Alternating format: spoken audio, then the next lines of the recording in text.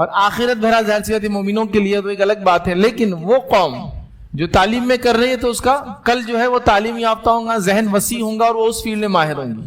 اب جو قوم کا حال یہ ہے کہ وہاں ہر آئے گئے دن ایک نان ویج کی دکان کھلتی ہے جس پہ جشن منایا جا رہا ہے، نئی چائے کی ہوٹل کے چکر مارنے کے لیے پلاننگز کی جا رہے ہیں، جو قوم 50-50 کلومیٹر خالی چائے کی الگ الگ قسمیں پینے کے لیے ٹریول کر کے جا رہی ہے، جو قوم یاد رکھیے جس کو کہیں گے نکڑ اور چوراہے پہ پان کی دکانیں لگانا پسند کرتی ہے، تو اس قوم کا ظاہر سی بات ہے پیٹ بڑھ سکتا ہے، سوچ تو نہیں بڑھیں گی، کیونکہ جو چیز جس میں ڈیولپ ہوتی ہے وہ چیز اس میں بڑھتی ہے۔ ایک آدمی ورزش کر رہا ہے، کسرت کر رہا ہے تو جسم بڑھے گا، ایک آدمی عقل کی کام کر رہا ہے تو عقل بڑھیں گی، ایک آدمی صرف کھانا پی رہا ہے تو پیٹ بڑھاؤں گا۔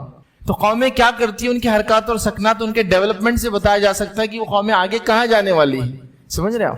تو نوجوانوں تم کہاں ہو، میں سمجھتا ہوں عنوان کو بہت ڈیٹیل میں لینے کی ضرورت نہیں، نوجوان کہاں ہیں سب کو پتا ہے، یاد رکھیے۔ ہر آدمی اپنے آپ سے پوچھے اس کا بچہ، اس کے گھر میں اگر نوجوان بچے وہ کہاں ہیں، ہر آدمی اپنے آپ سے پوچھے کہ اس کے گھر میں نوجوان بچی ہے تو وہ کہاں ہے۔ بچے اور بچیوں کا آج یہ حال ہے جو خاص طور سے نوجوان ہے، یاد رکھیے ان کو جوانی کی دہلیز پر جانے سے پہلے بتایا نہیں جا رہا کہ جوانی کی اہمیت کیا ہے۔ نتیجتاً ان کو لگتا ہے جوانی ایک ایسا مرحلہ ہے زندگی کا جس کو عیش پرستی میں، گھومنے پھرنے میں، کھانے پینے میں، خالی وقت ضائع کرنے میں، راتوں کو جاگنے میں، اسپورٹس اور گیم کھیلنے میں، مالس اور تھیٹر میں جانے میں، اس کی طرح فارم ہاؤس کے اندر گھومنے میں، نمائشوں اور مینا بازاروں کے اندر جانے کے اندر، اور اس کے علاوہ لوکل اور انٹرنیشنل ٹرپس کرنے کے لیے جوانی ہم کو ملی ہے۔ اگر یہ سب ہوا، اچھے اچھے برانڈز اور فیشن پہننے کی ضرورت ہے نا، اور اس کے علاوہ مختلف نشے جتنے ہائی لیول کے کر سکتے ہیں تو اس سے آپ کا اسٹیٹس پتہ چل سکتا ہے، یہ جوانی کی اہمیت ہے۔ اگر یہ ہم نے نہ کیا تو ہم تو نوجوان ہی نہیں ہوئے، پھر کیا فائدہ اٹھایا، یہی سمجھا جا رہا ہے، اسی کی پلاننگ ہو رہی ہے۔ یاد رکھیں ہمارا بچہ جوان ہو رہا ہے تو اس کو یہ نہیں بتایا جا رہا کہ اب تم بالغ ہونے کے بعد تم پر دین اور دنیا میں کیا معاملات ہو رہے، شرعی مسائل اب کیا تم پر آنے والے، کیا چیز کرو گے کیا چیز نہیں کرو گے، جس مرحلے میں جا رہے ہو یہ مرحلہ ہے جس کے بارے میں اللہ تعالیٰ روز قیامت ایک سوال کرنے والا ہے، جوانی کہاں لگائی، کہیں سکھایا جا رہا ہے، نہیں سکھایا جا رہا۔ نتیجتاً نوجوانوں کو یہ لگ رہا ہے کہ دنیا میں جو چل رہا ہے وہی کرنے کے لیے تم آئے، اس کی چمک دمک، اس کی رونقیں، اس کے بازار، اس کے پارکس، اس کے مالز، اس کے تھیٹرز اور انٹرنیٹ، اور اس کے اوپر جو چیزیں آ رہی ہے وہ لذتیں جو ذہنی آنکھوں سے اٹھائی جا رہی ہے، بہرحال شہوت کو پورا کرنا، زبان کے ٹیسٹ اور ذائقے کو پورا کرنا، ان کو لگتا ہے یہی جوانی ہے اور اسی کے لیے وہ پیدا کیے گئے ہیں۔ اور امت مسلمہ کا یہی حال ہے، یاد رکھیں۔ دوسری قوموں کو ہم دیکھ رہے ہیں وہ بھی برائی میں مبتلا ہے، لیکن کچھ نہ ہو تو کم از کم دنیا تو حاصل کر لے رہے ہو۔ یا امت مسلمہ کا حال یہ کہ نہ دنیا حاصل کر پا رہے ہیں نہ آخرت حاصل کر پا رہے ہیں۔ یقیناً میں یہ نہیں کہہ رہا ہوں کہ دنیا حاصل کر لیے تو آپ کامیاب ہو گئے، لیکن میں کہہ رہا ہوں کہ کچھ تو کرتا۔ اگر قوم یہ کہتی ہے کہ ہم دنیا میں نمبر 1 ہو گئے لیکن آخرت کے اعتبار سے فیل ہو گئے، ہم یہ کہتے ہیں کہ اب آخرت کے اعتبار سے آگے بڑھو، دنیا میں تم نمبر 1 ہو، ہم دنیا میں پستی میں ہیں، دین میں بھی پستی میں ہیں، مطلب کسی ایک جگہ بھی ایسا بتا نہیں سکتے میں آگے ہیں، کیونکہ نوجوان ابھی اپنی ذمہ داریوں کو سمجھ نہیں پائے، کیا مقصد سے اللہ نے ان کو بھیجا دنیا میں سمجھ نہیں پائے۔ جوانی کی اہمیت افسوس کی بات ہے میں اور آپ اپنے بچوں کو سکھا نہیں پائے، امت کے ذمہ داران، دانشور، مسجد اور اس کے خطبے یہ کام نہیں کر پائے، جس کے نتیجے میں یہ ہوگا نوجوانوں کو لگا ان کی جوانی ایک مختلف کام کے لیے، ہاں بڑھاپا دین کے لیے ڈیڈیکیٹ کریں گے ہم، ابھی جوان ہے تو داڑھی کی ضرورت نہیں ہے، بچی ابھی جوان ہے تو برقع کیوں پہنا دی، رشتے کیسے آئیں گے پھر اس کو، یہ کیا کوئی طریقہ ہے؟ جب بچی دیکھیں گے تو رشتے آئیں گے۔ یہ کون سے لوگ ہیں جو بچیوں کو دکھا کے رشتے کرتے ہیں؟ ہاں جس سے نکاح ہونا ہے، ارادہ ہے، وہ دیکھیے الگ بات ہے، لیکن بازاروں میں اور مال میں آپ گھما کے سوچیں اس کو رشتے آئیں گے، اس سے اچھے لوگوں کو ایسے رشتے نہیں آتے ہیں، یہ اس کا طریقہ اور ذریعہ بھی نہیں۔ دنیا میں ہر چیز کا حلال و حرام پہلو ہے نا، تو وہ سمجھ نہیں پا رہے ہم لوگ۔ تو بہرحال مختلف چیزیں جس نے گھیر لی، یاد رکھیں نوجوانوں کے بگاڑ کے لیے کون ذمہ دار ہے؟ نوجوانوں کی بگاڑ کے لیے سب سے پہلے میں اور آپ ذمہ دار ہیں۔ تو ان کو کوسنے سے پہلے، ان کو برا بولنے سے پہلے ہمیں اپنے دامن میں بھی جھانکنا پڑے گا، کیا ان پر وہ محنت کی گئی جس کی ضرورت تھی؟ کیا وہ جوان ہونے سے پہلے ان کو سمجھایا گیا بچے تو کس مرحلے میں اب زندگی کے جانے والا ہے، اب تجھے کیا کرنا ہے؟ کیا ماؤں نے اپنے بچوں کے لیے خواب دیکھے ہیں؟ کیا باپ نے اپنے بچوں کے لیے خواب دیکھا ہے کہ وہ کیا کریں گا آگے؟ ہمارے بچوں کی مثال ایسی معلوم کیسی معلوم جنگلی جھاڑ کی ہے، آ گیا تو آ گیا، جل گیا تو جل گیا، لیکن یہ وہ جھاڑ نہیں ہے جس کے لیے زمین کا سلیکشن ہو، یہ وہ جھاڑ نہیں ہے جس کے لیے بیج کا سلیکشن ہو، یہ وہ جھاڑ نہیں ہے جس کے لیے موسم کا سلیکشن ہو، یہ وہ جھاڑ نہیں ہے جس کے پروٹیکشن، جس کی حفاظت کے لیے ہم نے محنت کی ہو، یہ وہ جھاڑ نہیں جو زیادہ بڑا ہو جاتا ہے اس کو کٹ کیا تاکہ ہوا سے گر نہ جائے، یہ وہ جھاڑ نہیں جس کو ہم نے پانی دے کے سینچا ہو، یہ وہ جھاڑ نہیں جس کی ہم نے حفاظت کی ہو۔ اچھے نکل گئے تو اچھی بات ہے، دیکھو ان کے بچے ماشاءاللہ انجینئرنگ ڈاکٹر کے یہ ہو گئے، اب میرے بچے ایسے رہ گئے، لیکن محنت تو انہوں نے نہیں کی، وہ اپنی تقدیر سے یا اپنی تقدیر سے جا رہا ہے بس، مطلب سب نے اللہ بھروسے ہی چھوڑا۔ ٹھیک ہے اللہ بھروسے ہی ہر چیز ہوتی ہے، لیکن کوشش کے بعد تقدیر پر ایمان ہے نا، پہلے جو کوشش ہے انسانی کرو اور اللہ پہ بھی بھروسہ کرنا ہے، لیکن یہ مکمل معاملہ جو ہے سپاٹ دکھ رہا ہے میدان۔ تو پہلے ذمہ دار میں اور آپ ہیں، ایک گھر کے ذمہ دار ہونے کے ناطے ہم ذمہ دار ہیں، ہم نے ان کو تربیت نہیں کی، سماج کے ذمہ دار ہونے کے ناطے ہم ذمہ دار ہیں، ہم نے ان کی تربیت نہیں کی، چونکہ بچے یہاں سے بھی تربیت پاتے ہیں، اور ہمارے تعلیمی اداروں نے وہ کارکردگی نہیں نبھائی، یاد رکھی جو کرنا چاہیے تھا، چاہے دینی ہو چاہے دنیاوی ہو، جس کے نتیجے میں نوجوان نسل ہمیں جہاں دکھنا چاہیے تھی وہاں دکھ نہیں رہا دے۔ یہ عجیب معاملہ ہے۔ حالت یہ ہے کہ جب بچہ چھوٹا ہوتا ہے تو مسجد سے ہکالا جاتا ہے، جب بڑا ہو جاتا ہے بلایا جاتا ہے، تو بچپن میں کیوں ہکالا گیا اس کو مسجد سے باہر؟ بڑا ہو کے مسجد سے کیسے محبت پیدا ہوں گی اس کے دل میں؟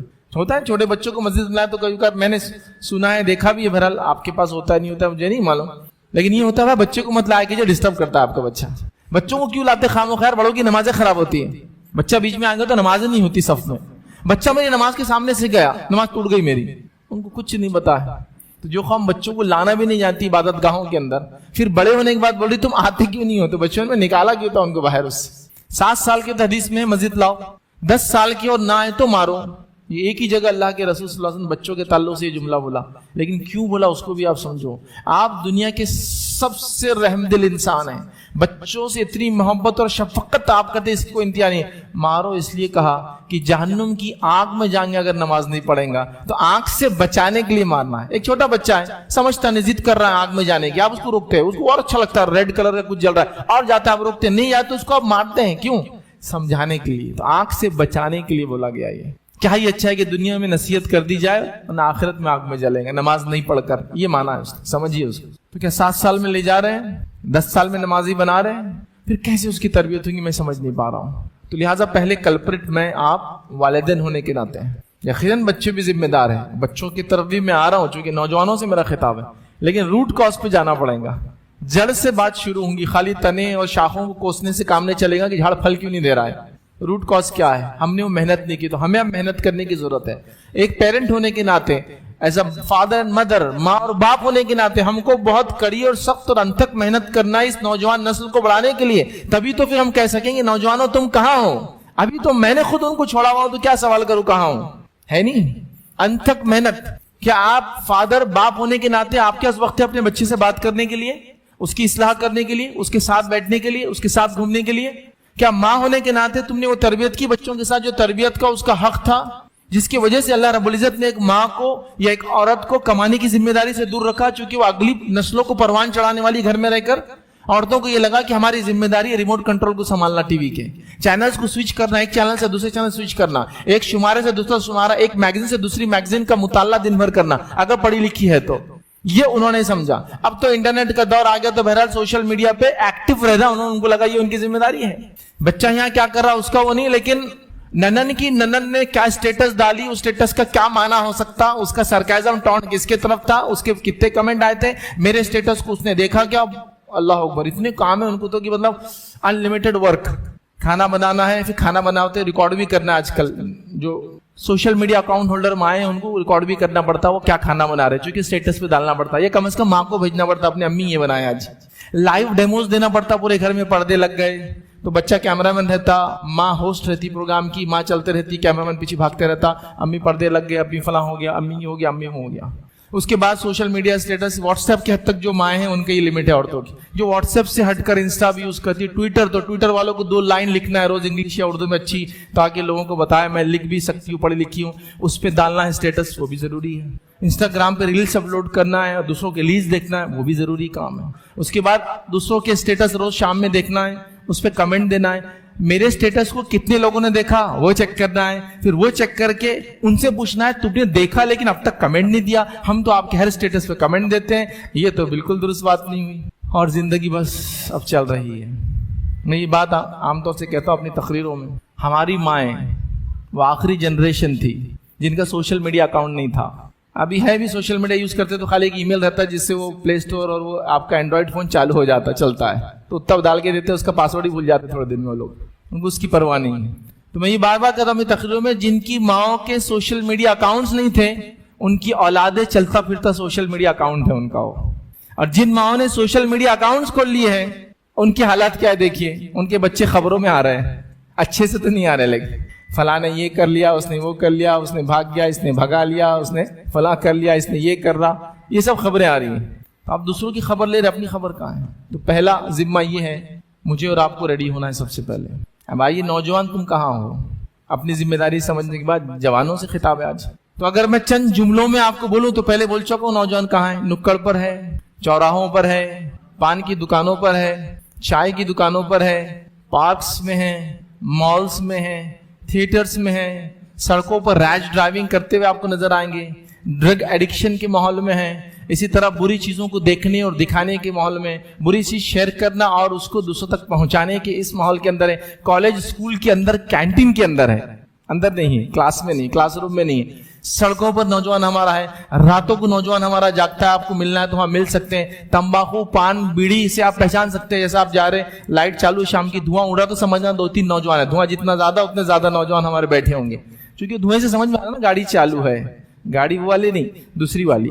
رات میں نوجوان کتنے تھے ہمارے معلوم کرنا ہے تو اس کا بھی طریقہ ہے۔ آپ کو معلوم، آپ کو اگر کھیتی باڑی سے کسی کا تعلق ہوگا تو جب کھیتی میں سے اناج نکال لیتے اور جھاڑ کٹ جاتا تو جب کھیت صاف ہو جاتا نا تو وہ کیا کرتے، جو لوگ جانور بیل گائے بہت ادھی نا ان کو بولتے رات میں لا کے ذرا بٹھا دو ان کو، تو وہ کیا کرتے ڈراپنگز کرتے، غلاظت کرتے، جس سے کیا بنتا، کھاد بنتا۔ تو آپ پہچان سکتے کہ کتنے جانور تھے۔ تو ویسے ہمارا نوجوان جب سڑک پہ کھڑا ہوتا تو پان کی پچکاریوں سے آپ پہچان سکتے 2 تھے 3 تھے 4 تھے کھڑے ہوئے، یہ لمبی والی اس کی ہے وہ ایسا مارتا، یہ چھوٹی والی اس کی ہے، آپ اس سے اندازہ لگاتے کہ وہاں 4 کھڑے تھے۔ یا پھر آپ کی دیوار کا رنگ جتنے جلدی سفید سے لال رہا ہوتا آپ کو پتا چلتا بچے زیادہ کھڑے رہے ہیں، لال رنگ آدھی 3 فٹ کی دیوار تک تو آپ کو مارنے کی ضرورت نہیں، محلوں میں وہ لوگ رنگ دیتے اس کو، وہ چلتے پھرتے۔ تو نوجوان یہاں ہے۔ اس کے بعد اس کے اوپر لیول والے ڈرگز میں ہیں، ریلیشن شپس میں ہیں، افیئرز چالو ہے ان کے، یہ تھوڑے ہائی کیٹیگری والے لوگ ہیں جن کو اللہ نے مال دولت پیسہ دیا ہے، دوسرے والے خالی چاہ رہے کیسا میرے ساتھ ہو، یہ کر لیتا ہے وہ سب چیزیں، تو وہ افیئرز کے اندر لگے ہیں۔ پیسہ خرچ کرنے کے ساتھ جو برائیاں آتی اس میں مبتلا ہے وہ والا گروپ، وہ عجیب و غریب چیزوں میں، مطلب آپ یہاں تھوک رہے ہیں پان کھا کے، وہ دبئی جا کے تھوک کر رہا تھا پان کھا کے، بس فرق اتنا ہے، لیکن دونوں پان کھا کے تھوک رہے، آپ گاڑی پہ سے تھوک رہے ہو، پلیٹ میں سے تھوکنے کی کوشش کرتا پان کھا کے، فرق اتنا ہی ہے بس۔ تو پیسے کا استعمال کر کے کر رہا ہے، باقی وہ کر رہا ہے۔ تو یہ ہے نوجوان ہمارے یہاں ہے، میں نہیں کہہ رہا ہوں 100%، لیکن اکثریت کیا بولیں۔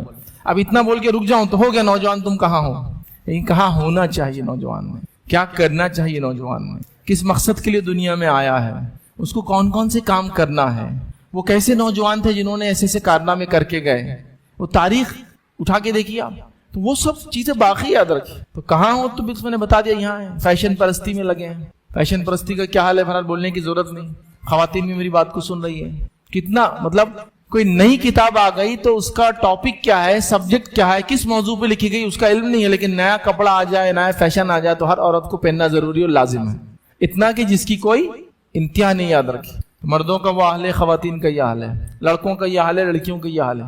اب بتائیے معاشرہ آگے کیسے بڑھیں گا، کیا امید کریں گے یہ نوجوان جب اس کے بعد نکاح کر کے نئی نسل کو دنیا میں لائیں گے، کیسی نسل ہوں گی وہ دنیا کے اندر جو کھڑی ہوں گی، کیا یہ وہ نسل ہوں گی جو اللہ کو یاد کرتی ہوں گی، اس کے سامنے جھکنے والی ہوں گی، اطاعت گزار ہوں گی، فرمانبردار ہوں گی، دنیا میں انسانیت کی ضرورت ہوں گی، یا وہ نسل ہوں گی جو رب کی نافرمان گناہ گار ہوں گی، اللہ کے عذابات میں مبتلا ہوں گی، اور اس کے علاوہ دنیا کہیں گے کہ تم وزن اور بوجھ ہو ہمارے لیے، یار ختم یہاں سے چلے جاؤ تم۔ قوموں کا مزاج ہوتا ہے قوموں کے تعلق سے، قومیں اس قوم کو اہمیت دیتی ہے جو ان کی ضرورت بن جاتی ہے، اور اس قوم کو اہمیت نہیں دیتی جو ان کی ضرورت نہیں ہوتی، یاد رکھیے۔ تو یہ چیز کو سمجھنا ہے۔ اب آئیے نوجوانوں کو اپنے طرف سے کچھ نصیحتی کلمات، چند باتیں پیغام کی شکل میں دینے کی کوشش کروں گا تاکہ ہمارا نوجوان یہ سمجھے کہ اس کو کرنا کیا ہے، میں کہاں ہوں اور مجھے کہاں رہنا ہے۔ تو کہاں ہے میں نے بتا دیا، اب کہاں رہنا ہے، کس چیز کی کوشش کرنا ہے، کس چیز میں محنت کرنا ہے، چند پوائنٹس آپ کے سامنے انشاءاللہ رکھوں گا بہت مختصر انداز میں انشاءاللہ۔ پہلا نقطہ نوجوانوں یاد رکھو، جو کام تم کو کرنا ہے، جو سب سے اہم ہے، جس کے لیے تم کو محنت کرنا ہے، وہ یہ ہے تمہیں توحید کو سمجھنا ہے اور ساری زندگی اس پہ گزارنا ہے، اس کی دعوت لوگوں تک پہنچانا ہے، اور اس کے خلاف جو چیزوں اس کو روکنے کی اپنے معاشرے میں کوشش کرنا ہے۔ یہ سب سے پہلے ذمہ داری اور تمہارا کام ہے کہ تم ایک اللہ کو جاننے والے، ایک اللہ کو ماننے والے، ایک اللہ کی عبادت کرنے والے اور ایک اللہ کی طرف بلانے والے بنو. موسٹ امپورٹنٹ ڈیوٹی ہے، سب مسلمانوں کی ویسے ہی ہے لیکن چونکہ نوجوانوں سے اس لیے ان کو خاص کہہ رہا ہوں. توحید، سمجھ رہے آپ، یہ سب سے اہم پیغام ہے جس کو تم کو لے کے لوگوں تک پہنچنا ہے. لوگ یہ کہے کہ یہ فلاں لوگ ہیں تو یہ ایک اللہ کو ماننے والے لوگ ہیں، یہ فلاں نوجوان ہیں، یہ اتنے فعال جس کو کہتے ہیں، اتنے یوزفل اور اتنے پتہ جس کو کہیں گے انسانیت کے لیے نفع بخش ہے، اس لیے کہ توحید کے ماننے والے، یہ ایک رب کو ماننے کی وجہ سے ایسے ہو جاتے ہیں. یہ بری چیز کو دیکھتے نہیں ہیں، حرام کام کرتے نہیں ہیں، بری چیز کی طرف جاتے نہیں ہیں. ہم برے کی طرف جائے تو ہم کو روکنے کی کوشش کرتے ہیں، اچھائی کے حکم دینے والے ہیں، برائی سے روکنے والے ہیں، چونکہ ان کی توحید ان سے سب کرواتی ہے. یہ وہ نوجوان ہیں جو غیر کو دیکھ کر ایسی، جو غیر محرم اپنی نظروں کو نیچی کر لیتے ہیں. ہماری بچیاں ان کے محلے سے جائے ہمیں محفوظ اور اچھا لگتا ہے چونکہ توحید کو ماننے والے لوگ ہیں. اور ان کی توحید جو ہے ایک اللہ کو ماننا ان کو مجبور کرتا ہے کہ یہ اس کے احکامات کو مانے، حرام کو حرام سمجھے، حلال کو حلال سمجھے.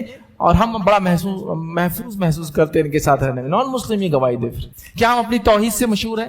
کیا ہمارا نوجوان توحید سے مشہور ہے؟ ہر قوم کسی چیز سے مشہور ہوتی ہے. ہم اپنے شرک سے مشہور ہو گئے. لوگ مسلمان کو شرک سے پہچانتے ہیں. میڈیا کے اندر مسلمان کی کوئی امیج ایسی ہو نہیں سکتی کہ وہ شرک نہ کرے اور اس کو مسلمان بتایا جائے. کچھ نہ کچھ تو چھوٹا یا بڑا وہ کر کے ہی رہتا ہے، اس سے کیمرے سے پتا ہاں یہ مسلمان ہے، گلے میں کچھ پہنا ہوا ہے، ہاتھ میں کچھ پہنا ہوا ہے، پیر میں کچھ پہنا ہوا ہے، یہ اس کی علامت اور پہچان ہے. تو نوجوانوں سب سے پہلے توحید کے پیغام کو سمجھو، توحید کو ماننا ہے، توحید کو سمجھنا ہے، اس میسج کو لے کے انسانیت تک پہنچنا ہے.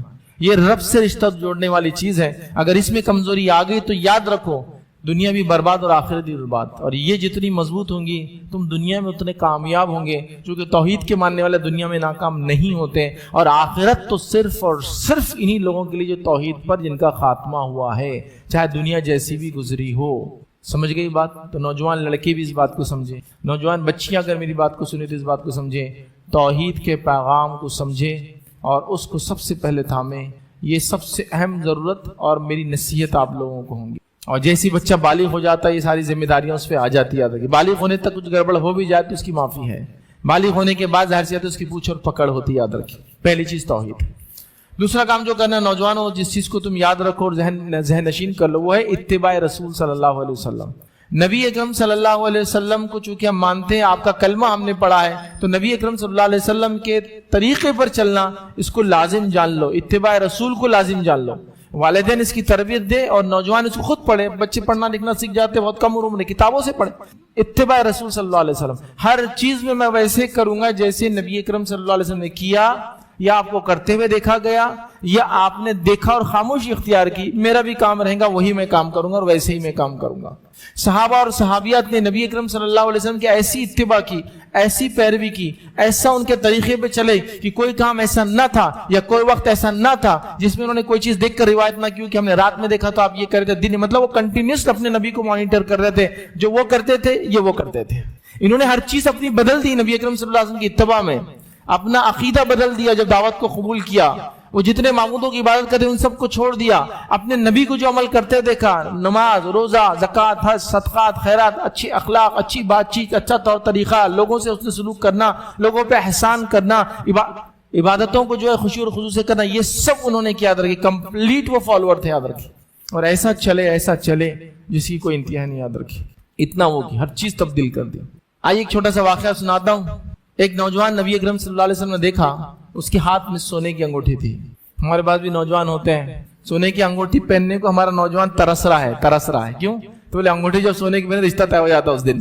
ہوتا ہے کیا نہانی ہوتا ہے تو اچھی بات ہے، لیکن سونے کی انگوٹھی وہ جب رشتہ طے ہو جاتا ہے پہنا دی جاتی ہے. وہ فخر سے گھوم رہا ہے. نبی اکرم صلی اللہ علیہ وسلم زمانے میں ایک نوجوان نے سونے کی انگوٹھی پہنی تھی. آپ صلی اللہ علیہ وسلم نکال کر اسے پھینک دی.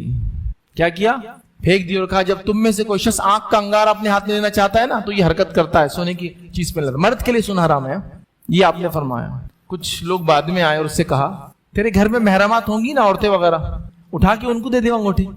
مرد کے لیے پہننا حرام ہے نا، دے دے.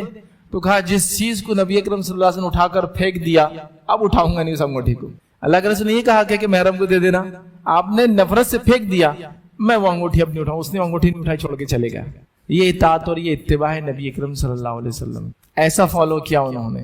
لیکن افسوس، صد افسوس، بچوں کو سیرت پڑھائی کہاں جاتی ہے. سیرت پڑھیں گے تو شخصیت کو جانیں گے, شخصیت کو جانیں گے تو محبت پیدا ہوں گی, محبت پیدا ہوں گی تو اطاعت کا جذبہ آئے گا, اطاعت کا جذبہ آئے گا تو سب ہوں گا نا اس کے آگے.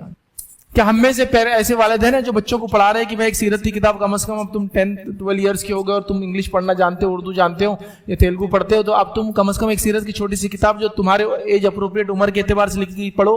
بیٹے فلاں کتاب پڑھو بہت کام آئیں گی, فلاں کتاب پڑھو ایگزام آسان ہو جائے گا, فلاں کتاب پڑھو ایگزام کریک کر سکتے, فلاں کتاب پڑھو بہت فائدہ ہوتا, فلاں کتاب پڑھو فاؤنڈیشن بیس ہوتا, فلاں. یہ کتاب جو فاؤنڈیشن بناتی ہے قرآن و سنت, وہ کہاں ہے؟ پڑھایا؟ نوجوانوں پڑھو اتباع رسول. عبداللہ ابن عمر رضی اللہ عنہ, یا دیکھیے ایک بار سڑک سے جا رہے ہیں اور ایک تابعی ساتھ میں چل رہا ہے, تو انہوں نے دیکھا ایک چرواہا جانور چرا رہا ہے اور اس کے پاس کوئی انسٹرومنٹ تھا, میوزیکل انسٹرومنٹ, بانسری تھی شاید روایت میں آتا ہے, وہ بجا رہا تھا. انہوں نے فوراً اپنے کانوں میں دونوں انگلیاں ڈالی اور سڑک کے ادھر تھے تو ادھر چلے گئے, مطلب اپوزٹ اس میں چلے گئے, اور چلتے جاتے اور اس سے پوچھتے آواز آ رہی ہے کیا ابھی بھی؟ تو وہ کہتے ہاں, تو کان میں سے ہاتھ نہیں نکالتے, آواز آ رہی ہے کہ ہاں, تو وہ کان میں ہاتھ ڈال کے چلتے, تو دور چلے گئے.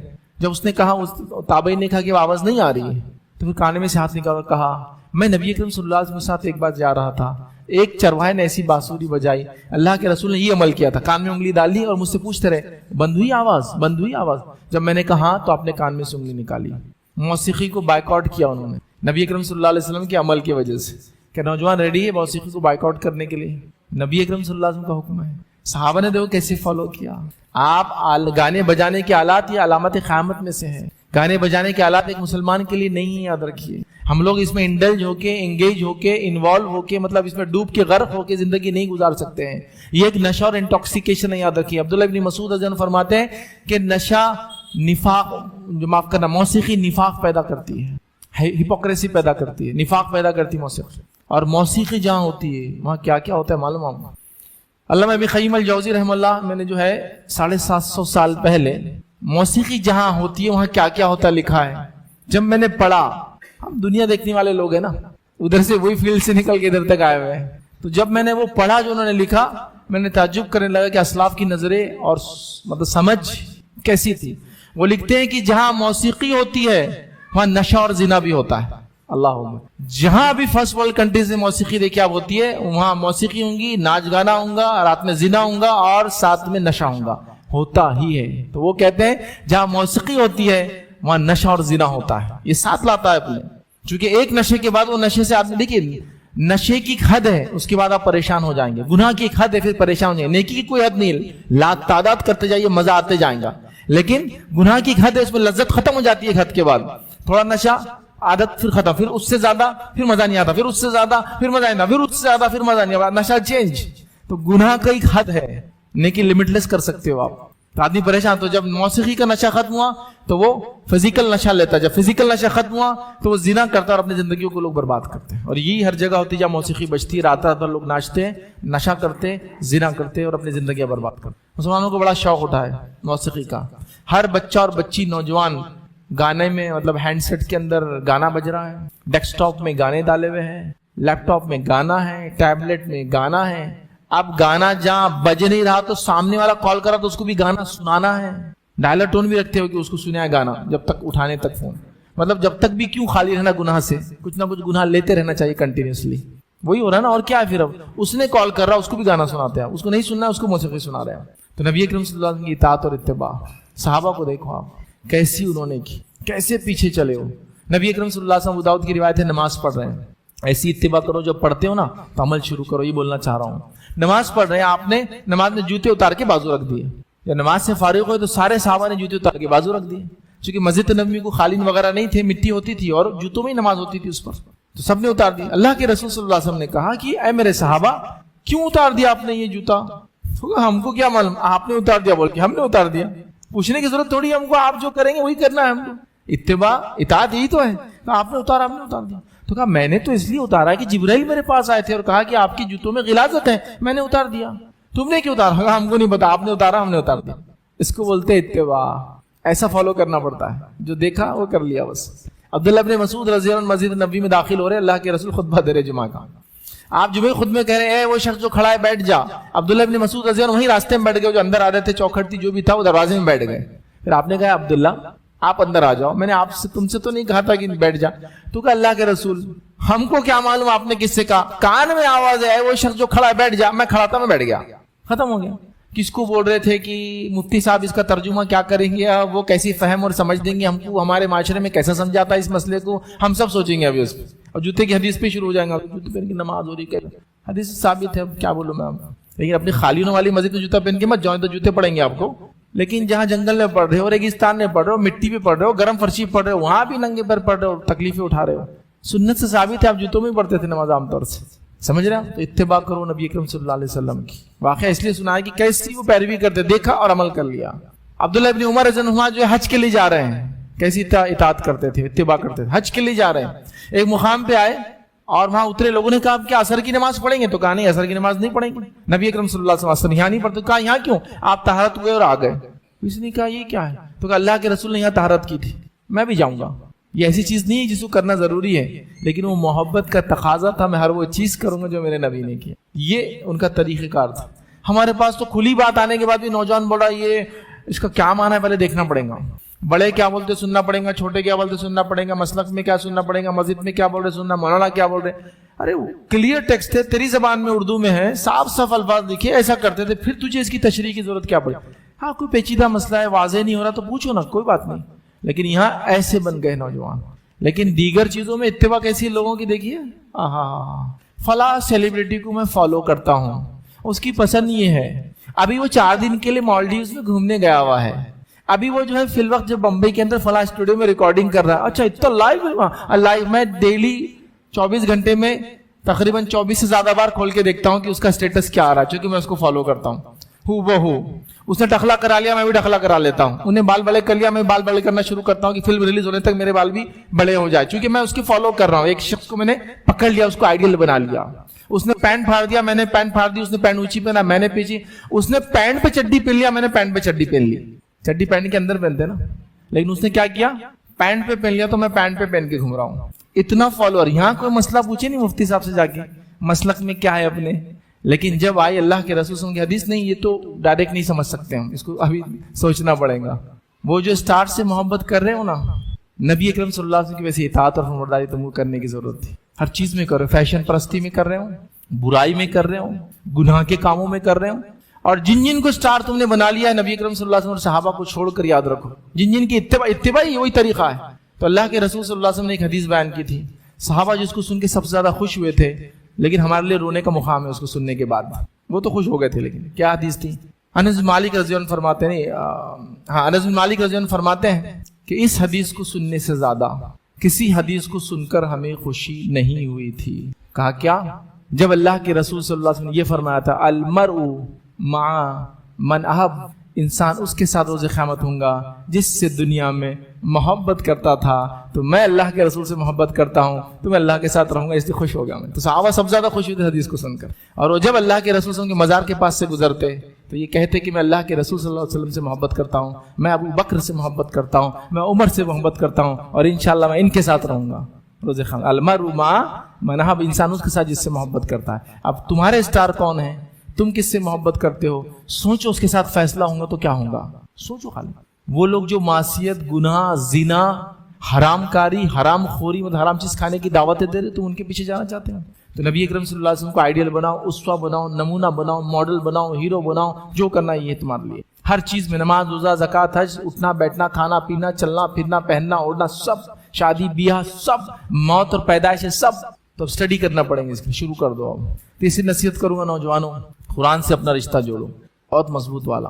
قرآن سے جس نے اپنا رشتہ جوڑا وہ دنیا میں کامیاب رہا، اور آخرت میں کامیابی اسی کے لیے ہے۔ قرآن سے رشتہ جوڑو۔ میں یہ بات دعوے سے یہاں کہہ رہا ہوں، میں ہو سکتا ہے غلط بھی ہوں، لیکن میرا دعویٰ ہے اپنی جگہ کہ یہاں اس مجمع میں، اور جو بات میری بات آن لائن سنیں گے، ایسے کئی لوگ ہیں جنہوں نے اللہ کی کتاب کو ایک بار بھی ترجمے سے اب تک نہیں پڑھا، سنگل ٹائم، ایک بار بول رہا ہوں، زیادہ کی بات نہیں کر، ایک بار ترجمے سے۔ اور ایسے بھی لوگ موجود ہیں، میں افسوس ساتھ کہہ رہا ہوں، جنہوں نے ایک بار اس کا ناظرہ بھی نہیں کیا، الف سے لے کر یا اے ٹو زیڈ اس کو ریڈ نہیں کیا، سورہ فاتحہ سے سورہ ناس تک نہیں پڑھا۔ ہاں کبھی سننے کا موقع ملا تو شاید سنا ہوگا، میں الزام نہیں لگا رہا ہوں، لیکن میں دعویٰ کر سکتا ہوں یہ، چونکہ اگر میں پوچھنا شروع کروں لوگوں سے سڑکوں پہ تو جواب یہ ملنے والا ہے مجھے۔ اور ہم امت کی بات کر رہے ہیں، چند لوگوں کی بات نہیں کر رہے، امت کی حیثیت سے ہم نے اس کتاب کو چھوڑ دیا۔ یہ کتاب جب آئی تھی اور جس نے اس کو تھاما تھا، اللہ رب العزت نے ایسی عزت، ایسا مقام اور ایسا رعب دیا تھا کہ قومیں اگر برائی کی نیت سے آتی، ظلم کی نیت سے آتی تو وہ کانپ جاتی کہ مسلمان سامنے کھڑا ہے، چونکہ اس کی کتاب اس کو ایسی چیزوں کو ایجوکیٹ کرتی ہے، تعلیم دیتی ہے جو میرے سارے منصوبوں کو چکنا چور کر دیتی ہے۔ میں ظلم کرنا چاہتا ہوں، اس کی کتاب بولتی ہے ظلم کے خلاف کھڑے ہو جاؤ۔ میں سود خوری میں ڈبانا چاہتا ہوں لوگوں کو، اس کی کتاب سود کو حرام قرار دیتی۔ میں چاہتا ہوں لوگ زنا میں مبتلا ہو کے نسلیں خراب کرے، اپنی زندگی خراب کرے، اس کی کتاب زنا کو حرام قرار دیتی ہے۔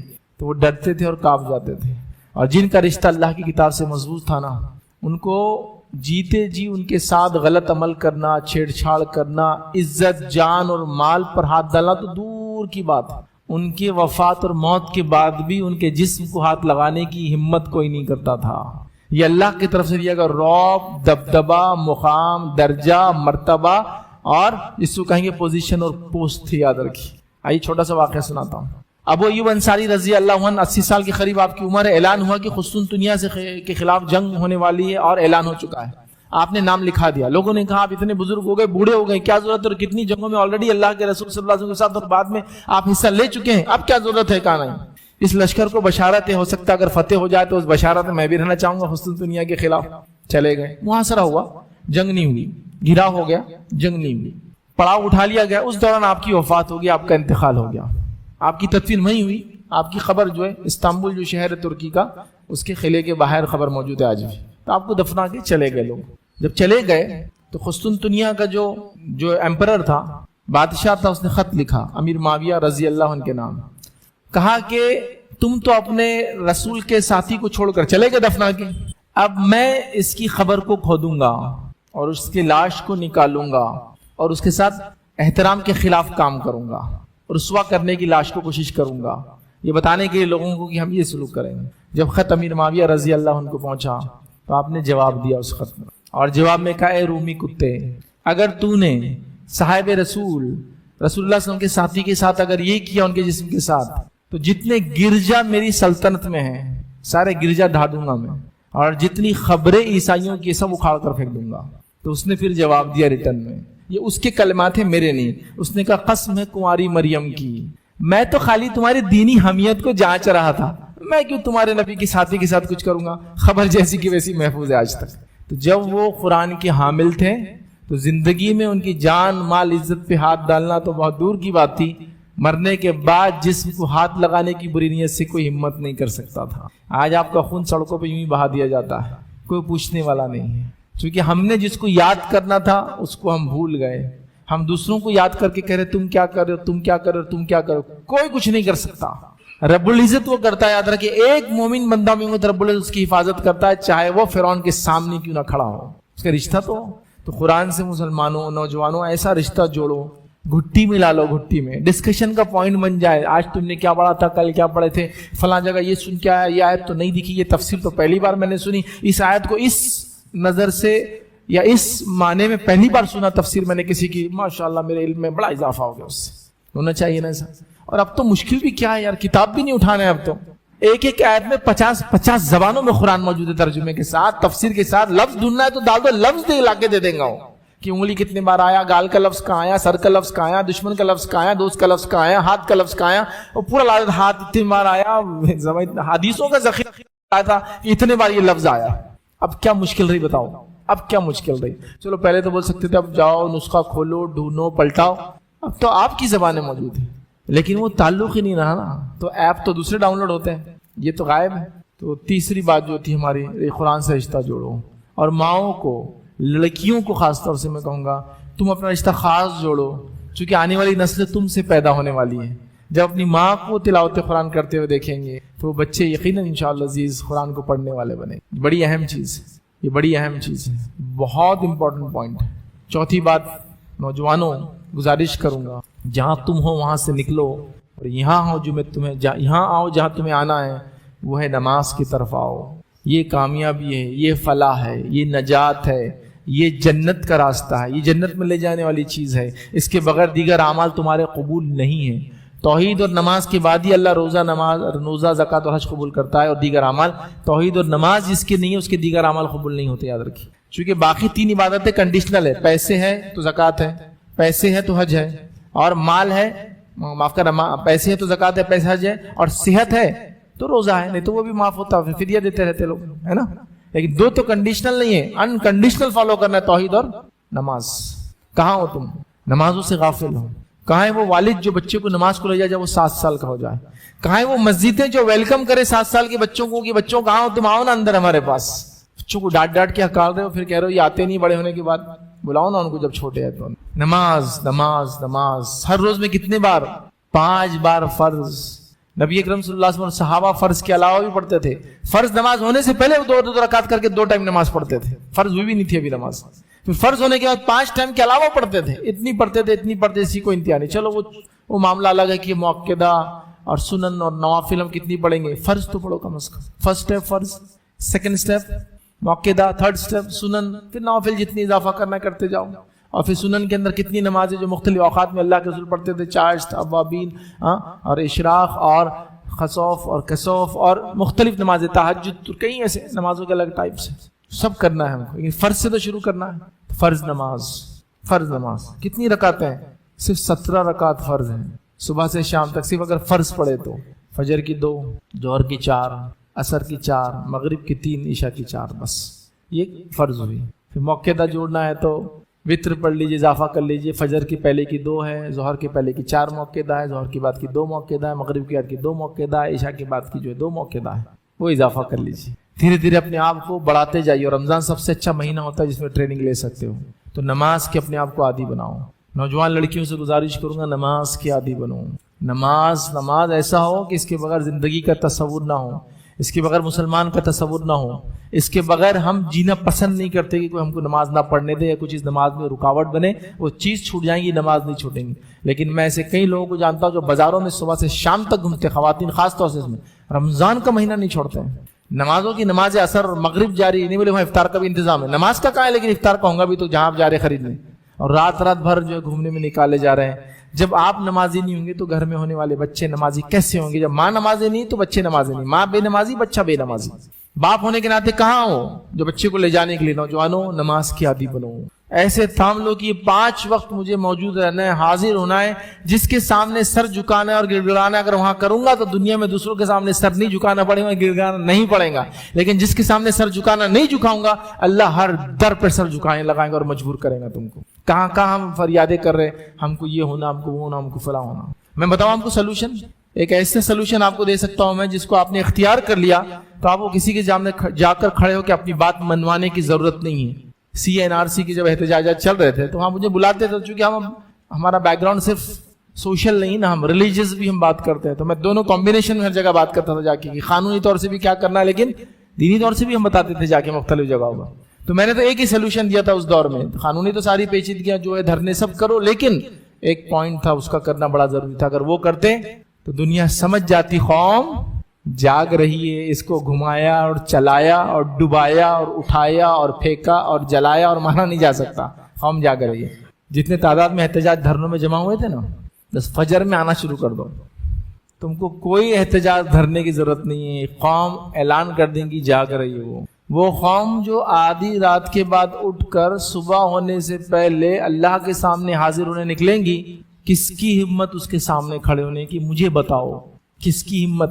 چونکہ وہ جانتے یہ اس کے سامنے جھکتے جو کائنات کا بنانے والا ہے, ان سے ٹکر نہیں لی جا سکتی. ان کے تعلقات بہت لمبے ہیں, ان کے تعلقات بہت لمبے ہیں. ہمارے پاس ایسے بھی نوجوان ہیں کہ فون میں اگر کسی بڑا آدمی تو نہیں بولیں گے, کوئی ایسا آدمی جس کو آپ کو لگتا ہے اثر انداز ہے دنیا کے اندر, اس کا نمبر آ جائے تو خوش رہتا ہوں, میری پہنچ وہاں تک ہے, ان کا نمبر ہے میرے پاس, کال کریں گے تو فون اٹھائیں گے نہیں اٹھائیں گے دوسری بات ہے. اللہ سے رشتہ جڑنے کے بعد کیسا آپ کو بھروسہ اور ٹرسٹ اور کیسا خود اعتمادی ہوگا. تو رب کے سامنے جھکو, حالات تمہارے سامنے جھکیں گے. رب کے سامنے نہیں جھکوں گے, حالات تم کو اپنے سامنے جھکائیں گے. تو نماز کے عادی بن جاؤ. خواتین اور مرد سے کہوں گا نماز کے عادی ہو. وقت ہو گیا, بس مجھے پڑھنا ہے. آپ تو ایک ایسے شہر میں رہتے جہاں ہر کارنر پہ ایک مسجد ہے. کارنر نہیں, کارنر اور کارنر کے بیچ میں مسجدیں ہیں پوری, اتنی مسجدیں ہیں. اب یہاں کیا بہانہ بناؤں گے یہ بولو. جو لوگوں کو 100 کلومیٹر تک مسجد نہیں ہے, جہاں وقت ہوا گاڑیوں پہ چڑھ کے پڑھ رہے ہیں, چھتوں پہ پڑھ رہے ہیں, فٹ پاتھ پہ پڑھ رہے ہیں, ٹھیک ہے ان کا سمجھ. یہاں تو مسجدیں موجود ہیں, سہولتیں موجود ہیں, لیکن نماز نہیں پڑھتے ہو. اللہ تعالیٰ حالاتوں کو بدل دیتا ہے. آپ کو پتا ہے مان, اللہ تعالیٰ حالات کو ایسے بدلتا ہے کہ ہم سوچ بھی نہیں سکتے. اس رفتار سے حالات بدلتے, سوچ بھی نہیں سکتے. مطلب انتھنکیبل بول سکتا ہوں میں, سوچ نہیں سکتے حالات اللہ ایسے بدلتا ہے. آزاد ملک ایک رات میں غلام بنتے ہیں, فرد نہیں, کمیونٹی اور سوسائٹی نہیں، آزاد ملک ایک رات میں غلام بنتے، غلام. بہت پرانی مثال نہیں، آپ میں سے کئی لوگوں نے 2008 دیکھا نا، ایک ملک جو سپر پاور 10 میں سے ایک تھا، رات میں آزاد سویا، صبح غلام اٹھا. عراق نام تھا اس ملک کا.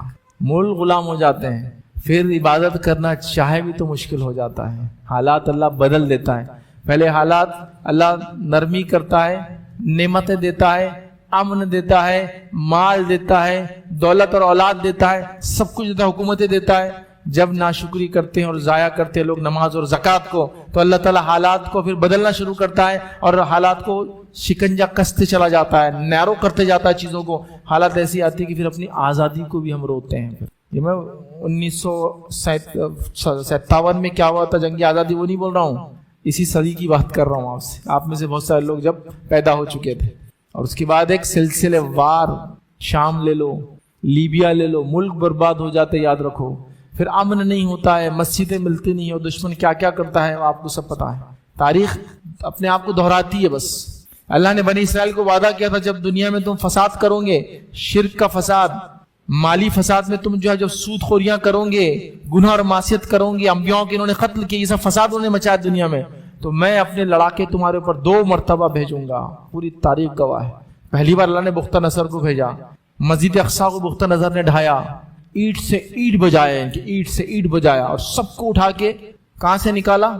فلسطین کے علاقے سے نکالا اور لے کر گیا اپنے ساتھ عراق میں. 2000 سال پھر وہ قوم گھومی ہے، اس کو بولتے ہیں دا جیوش ڈائسپورا. 2000 سال لگے ان کو واپس 1924 میں آ کر فلسطین میں جمع ہونے کے لیے. 2000 سال سزا دی اللہ نے ان کو.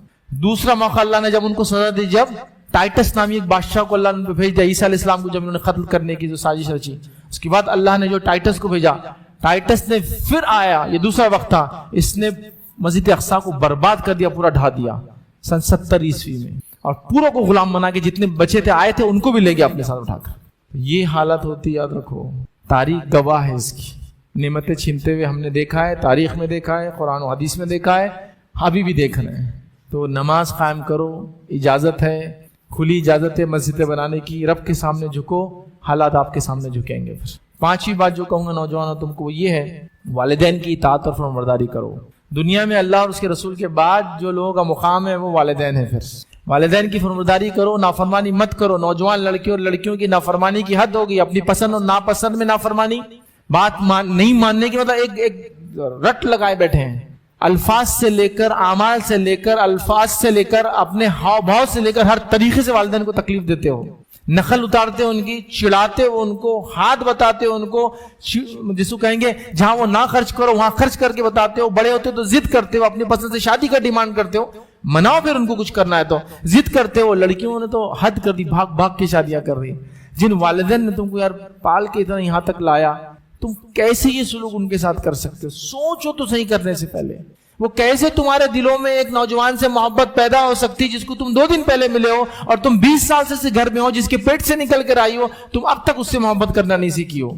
تو یہ محبت صرف چہرے کی محبت ہو سکتی ہے، یہ شہوت والی محبت ہے، یہ خواہش ہے، یاد رکھیے. یہ لسٹ ہے جس کو انگلش میں بولتے ہیں. یہ محبت لو نہیں ہے.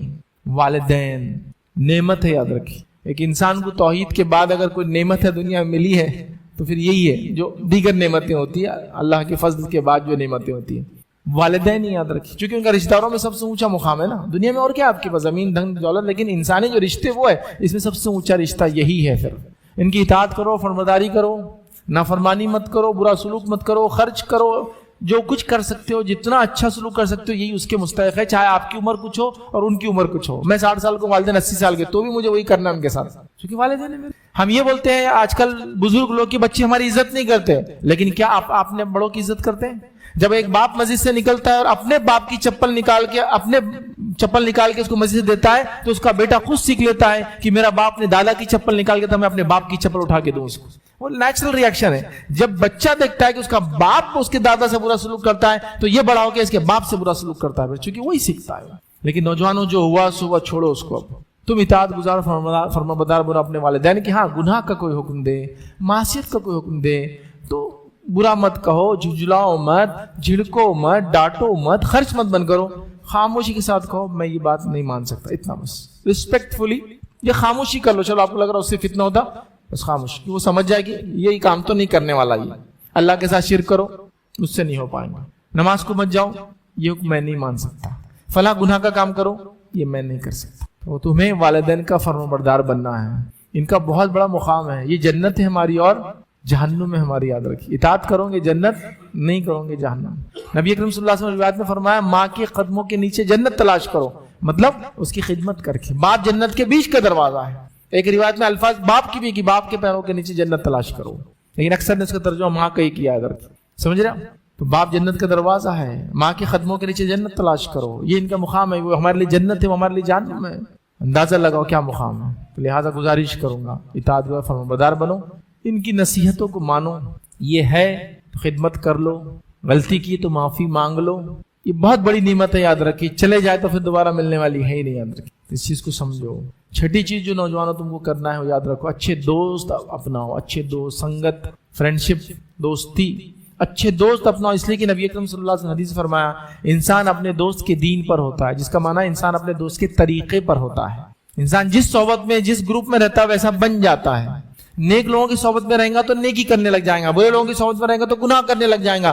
تو اللہ کے لیے اچھے دوستوں کے ساتھ رہو, ورنہ یہ برے دوستی آپ کو افیئرز, ڈرگز, نشہ, زنا, برائی, گالی گلوچ, لوگوں پہ ظلم کرنا, لوگوں کو ایذا اور تکلیف پہنچانا ہر طریقے سے, یہ سب سکھاتے ہیں.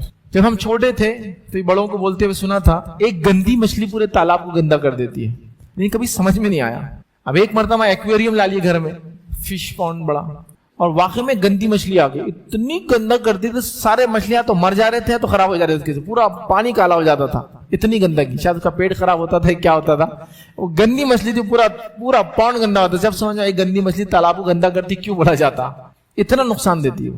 تو ایک برا دوست آپ کا دین برباد کر دیں گا, آپ کے اخلاق برباد کر دیں گا, آپ کی تعلیم برباد کر دیں گا, آپ کی زندگی برباد کر دیں گا. اور ایک اچھا دوست انشاءاللہ آپ کی زندگی سنوار دیں گا, مدد کریں گا, اس میں آپ کو نیکی کی طرف بلائیں گا, خیر کی دعوت دیں گا, اچھائی کا حکم دیں گا, نشے چھڑا کر آپ کو حلال کی طرف لے جائیں گا. ایسا بھی ہوتا ہے. اچھی سہیلیاں بناؤ, اچھے دوست بناؤ. والدین اپنے بچوں کو گائیڈ کرے, کس کو دوست بنائے, کس کو سہیلی بنائے.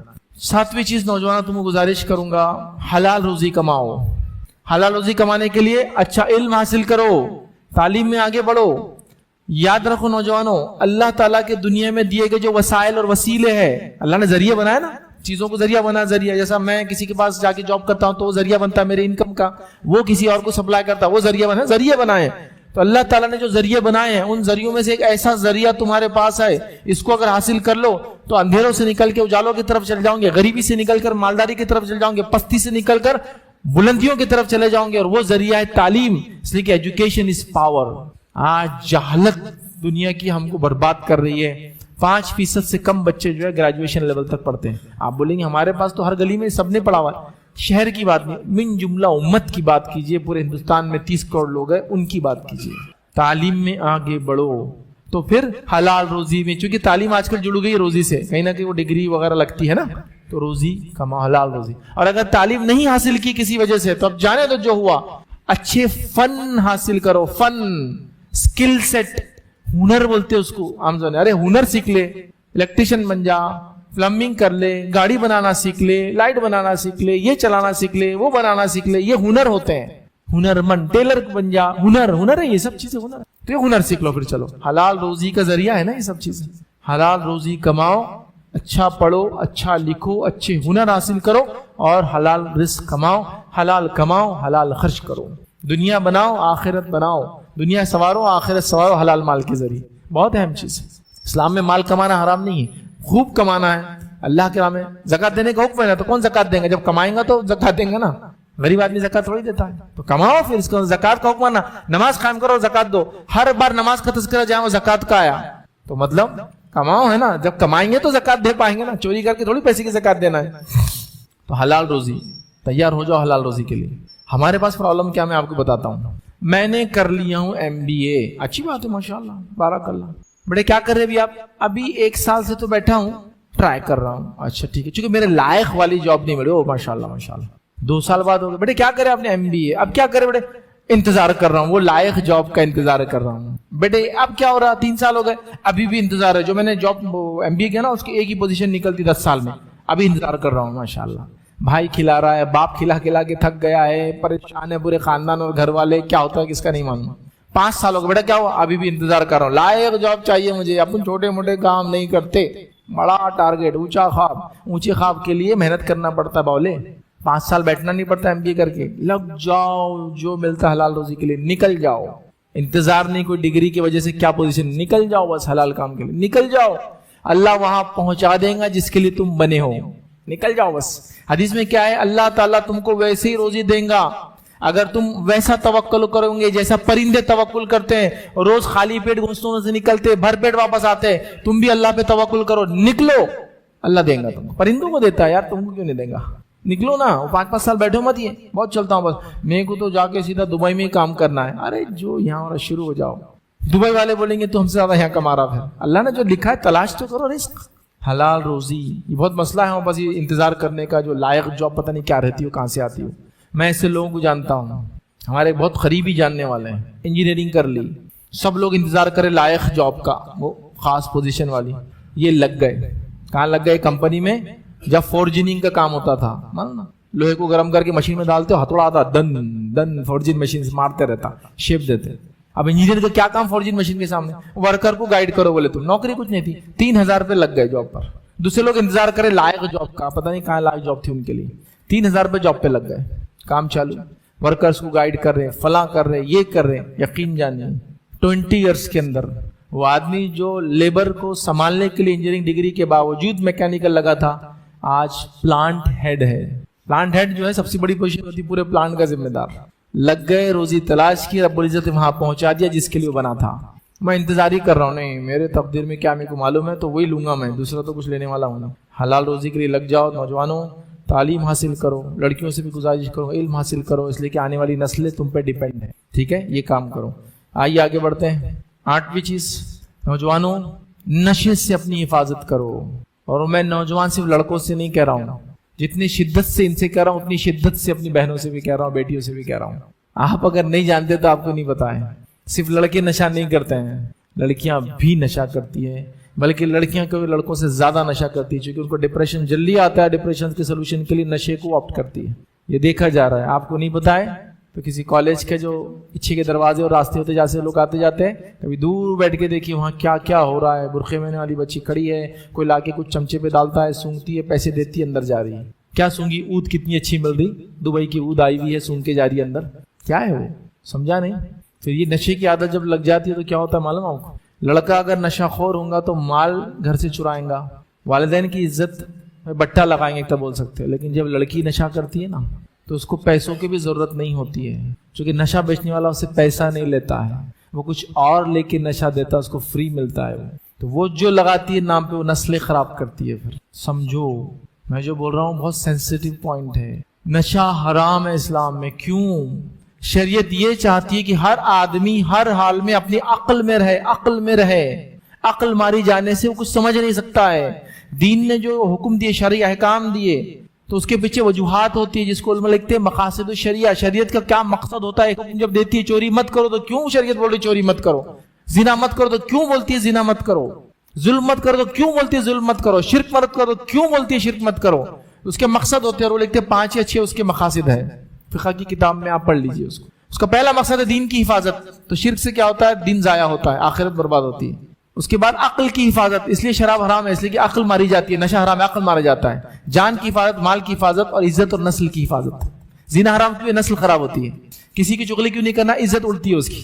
کسی کا مال لوٹنا کیوں نہیں؟ اس لیے کہ مال کی حفاظت شریعت چاہتی ہے. شریعت چاہتی ہے حفاظت ہو. تو عقل کی حفاظت بہت امپورٹنٹ ہے. عقل ماری جائیں گی تو انسان سب کر لیں گے. عثمان ابن عفان رضی اللہ عنہ نے ایک واقعہ بیان کرتے ہیں, حکایت بولیں گے اس کو عام زبان میں. یہ بخاری میں آتا ہے یہ واقعہ, لیکن حدیث نہیں, حکایت ہے. انہوں نے ایک واقعہ بیان کیا جو انہوں نے کسی سے سنا تھا, شاید بنی اسرائیل کی حکایت تھی. اچھا واقعہ. لیکن وہ کہتے ہیں کہ شیطان ایک مرتبہ آیا, بنی اسرائیل کی کوئی روایت ہے, اور اس نے ایک انسان سے کہا کہ میں تم کو بولتا ہوں, حکم دیتا ہوں کہ تم جو ہے زنا کرو. تو اس نے کہا نہیں, زنا بہت بڑا گناہ, میں زنا نہیں کر سکتا ہوں. یہ تو بہت. کہا ایک بچہ تھا, قتل کرو اس کا. تو کہا نہیں, بچے کا انسانی جان کا قتل میں نہیں کر سکتا ہوں. کہا پھر تم کو شراب, تینوں میں سے ایک کام کرنا ہے. تو اس کو لگا کہ شراب پینا تھوڑا ہلکا ہے, اس نے شراب پی لی. نشے میں آیا, زنا بھی کر لیا, بچے کو قتل بھی کر دیا.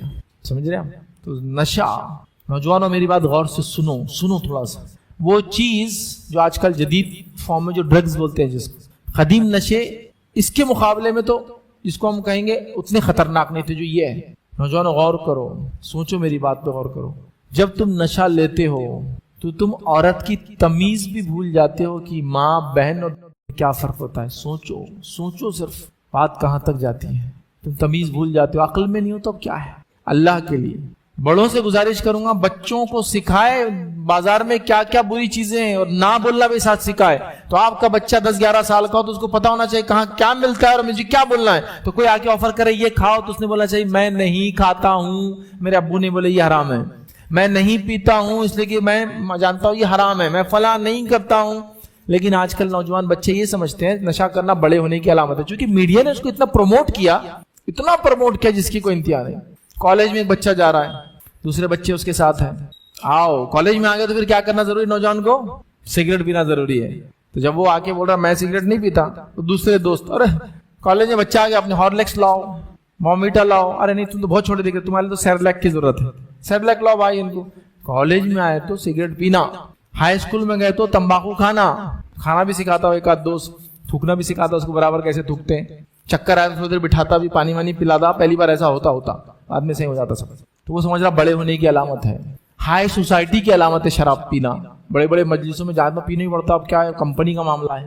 ہائی سوسائٹی کی علامت شراب پینا, کالج جانے کی علامت سگریٹ پینا, اسکول میں ہائی اسکول ہونے کی علامت تمباکو کھانا, اوپر کی 2 گنڈیاں کھلی رکھ کے راستے پہ چلنا.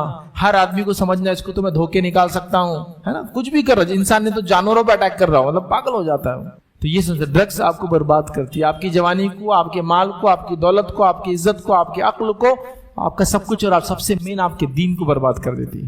کیسے آدمی نماز پڑھے گا جس کی عقل میں نہیں رہتا, وہ نشے کا عادی ہو چکا ہے. نشے کو نہ بولنا سیکھو نوجوانوں.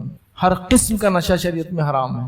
اور نشہ کس چیز کو بولتے ہیں اس کے میں آپ کو ڈیفینیشن دے دوں سمجھنے کے لیے, تو ہر چیز کو پوچھنے کی ضرورت نہیں رہتی. پھر نبی اکرم صلی اللہ علیہ وسلم فرماتے ہیں, ابن ماجہ کی روایت ہے, ہر وہ چیز جس کے کھانے سے عقل ماری جائے وہ نشہ ہے.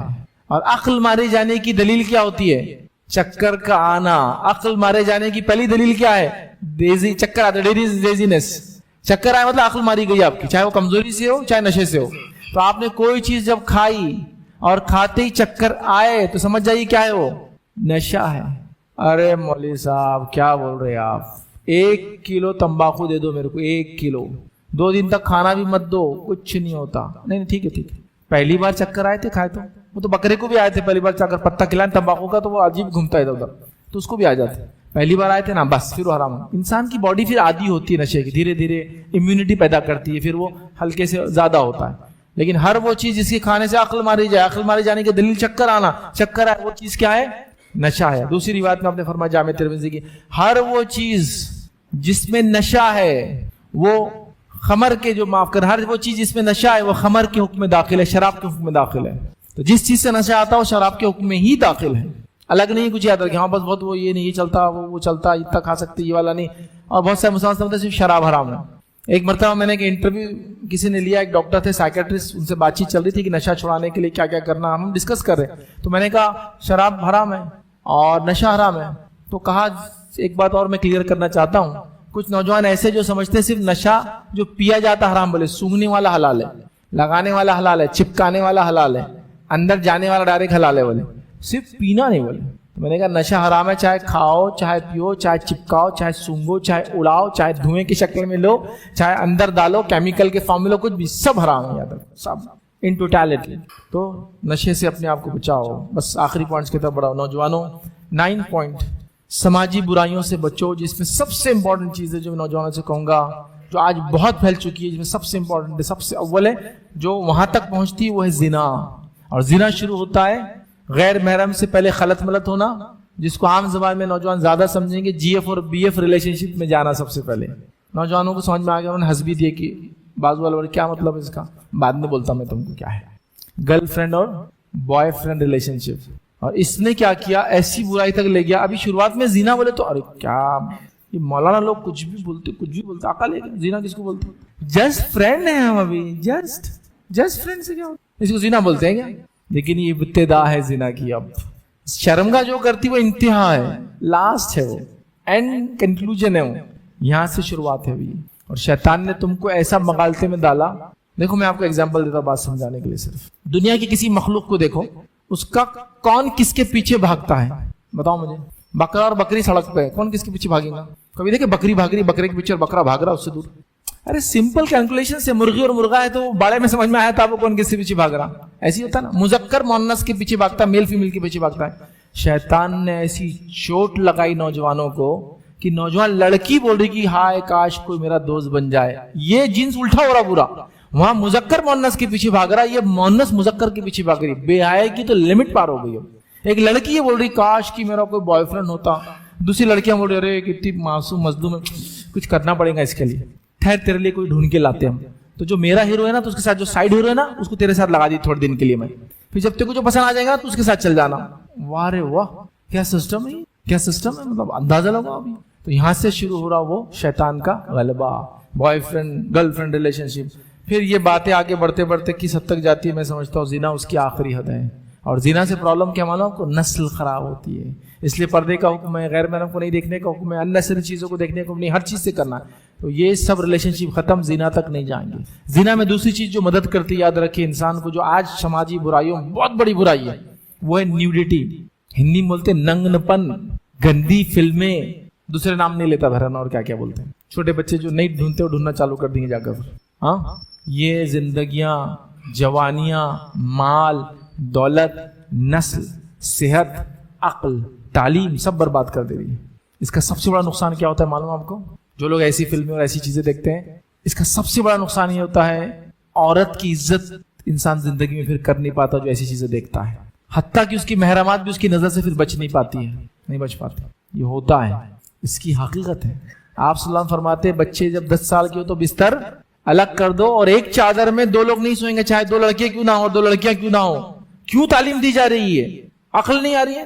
باپ اور بیٹی بھی اگر ہے تو ایک بستر پہ نہیں سوئیں گے. وہ بچی بڑی ہو گئی اب تو بازو الگ سوئیں گی, وہ ماں بیچ میں رہیں گی, پارٹیشن رہے گا کچھ, ذرا گھر چھوٹا ہے ٹھیک ہے لیکن ساتھ نہیں. باپ ہے وہ الگ. شریعت محتاط ہے اپنے اس میں.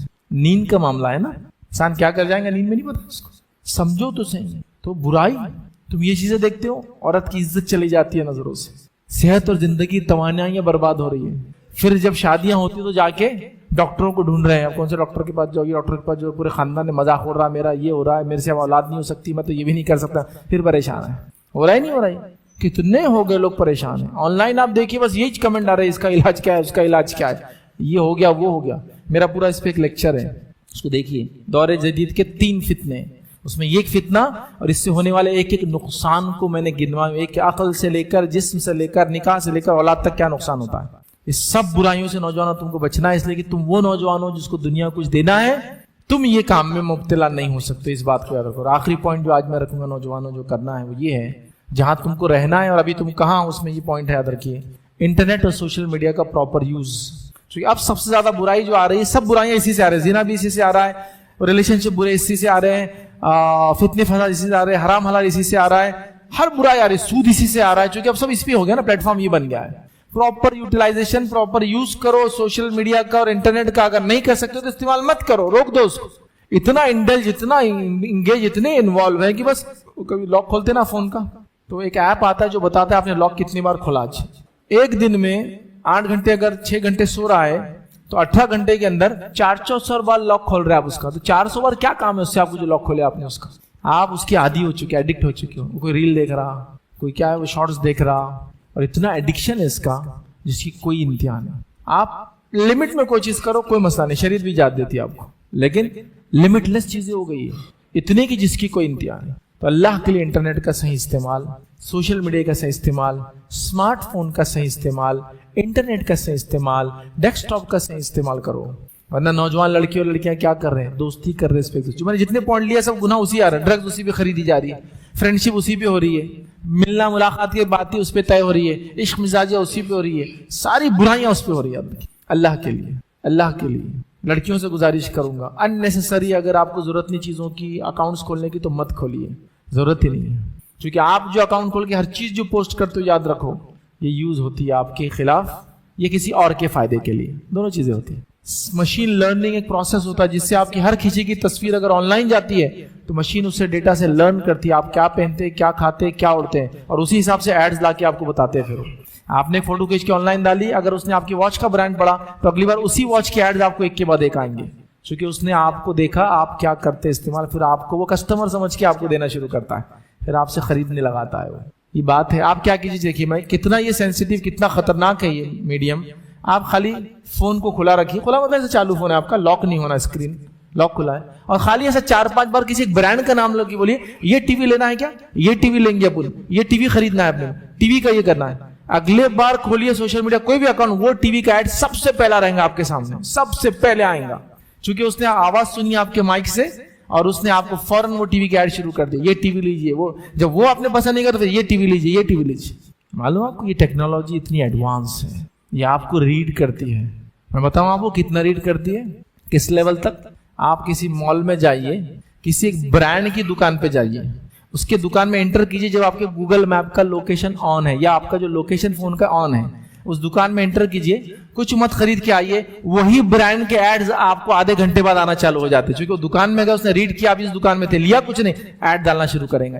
یہ لیجیے, اس کا سوٹ لیجیے, اس کا 3 پیس لیجیے, اس پہ آفر لیجیے, اس پہ ڈسکاؤنٹ, اس پہ کوپنس لیجیے. تو یہ اچھی چیز نہیں ہے کسی بھی حال میں, جب تک اس کا پراپر یوٹیلائزیشن یوز نہ ہو. آپ اتنے سینسیبل, چھوٹے بچے نہیں ہوتے ہیں, کچھ بھی انڈلج انگیج ہو جاتے ہیں. والد نے کریڈٹ کارڈ اپڈیٹ کر دیا, بچوں نے خرچہ کرنا شروع کر دیا, ان کو سمجھ میں نہیں آیا, پلے اسٹور سے لنک تھا وہ کریڈٹ کارڈ.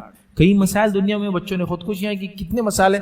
تو گزارش کروں اللہ کے لیے سوشل میڈیا کا پراپر یوز کیجیے, پراپر یوز نہیں کر سکتے تو اس کو کم سے کم یوز کیجیے یا اس کو چھوڑنے کی کوشش کیجیے. اور لڑکیاں خاص طور سے بہت احتیاط کریں, اپنی تصاویر نہیں, یہ تو ہمارے فیملی گروپ میں ڈال رہے ہیں. ایک بار فون سے چیز نکل گئی, اب فون سے چیز نکلنا بولنا بھی غلط ہے, ایک بار فون کا انٹرنیٹ کھلا تھا اور کوئی چیز آپ نے کھینچ کے بھی صرف رکھ بھی دی, اب آپ سیف نہیں, یہاں سے ختم, اب آپ سیف نہیں.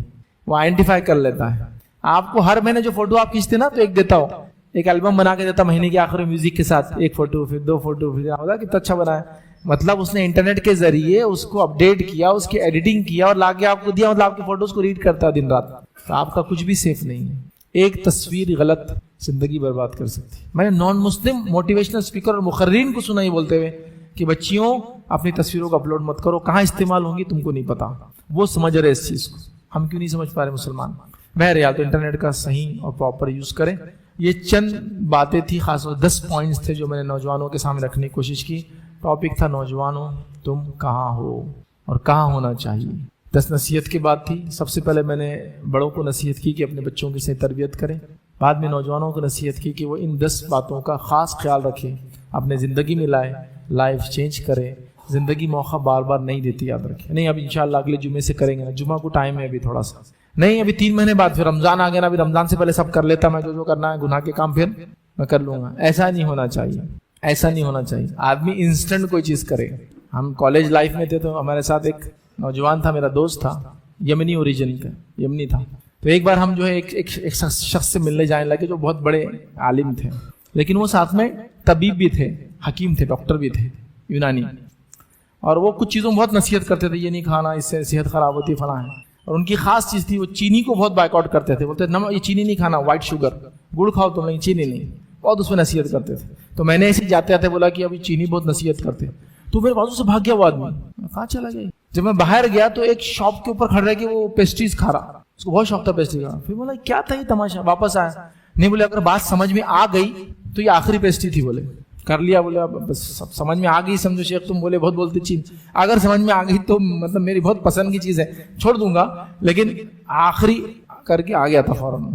نہیں آپ ہے نا, تو کر لیا. لیکن کہ میں درس میں آنے سے پہلے, مطلب جیسا اس نے درس لینے سے پہلے اپڈیٹ ہو گیا کہ اب نہیں کروں گا, چینج لانا ہے, تبدیلی لانا. یاد رکھیے زندگی ایسے نہیں چلیں گی, زندگی موقع نہیں دیتی بار بار. لہٰذا اللہ سے توبہ کرتے ہوئے اپنے گناہ کی, اپنے زندگی کو اصلاح اور سدھارنے کی ہم مکمل طور سے کوشش کریں. نوجوان خاص طور سے اس معاملے میں آگے بڑھے. اس امت کو نوجوانوں کی, جوان خون کی, ان کے جوش کی, ان کے موٹیویشن کی, ان کے جذبے کی, ان کے علم کی, ان کی طاقت کی, ان کے پیسے کی, ان کی صلاحیتوں کی, ہر چیز کی اس امت کو ضرورت ہے. اور آنے والی نسلوں کو انشاءاللہ ضرورت رہیں گی. آپ وہ لوگ بنے جو ایسے فاؤنڈیشنز ڈال کے جائے, ایسی بنیادیں ڈالے کہ آنے والی نسلیں اپنی عمارتیں انشاءاللہ اس پہ کھڑے کرے, جیسے ہمارے آباء و اجداد نے ڈال کی گئی تھی. آج اس پہ ہم فائدہ اٹھا رہے ہیں. آج ہم بھی ایسی بنیاد ڈالیں جس سے کل ہماری آنے والی نسلیں فائدہ اٹھائے, اور وہ تبھی ہو سکتا ہے جب نوجوان اس کے لیے ریڈی ہو. اسی میں اپنی بات کو ختم کروں گا. اللہ رب العزت سے دعا ہے کہ اللہ سبحانہ تعالیٰ ہم تمام کو جو کچھ کہا گیا اس عمل کرنے کی توفیق عطا فرمائے. ہم تمام کو کتاب و سنت کے مطابق جو عمل کرنے کی توفیق عطا فرمائے.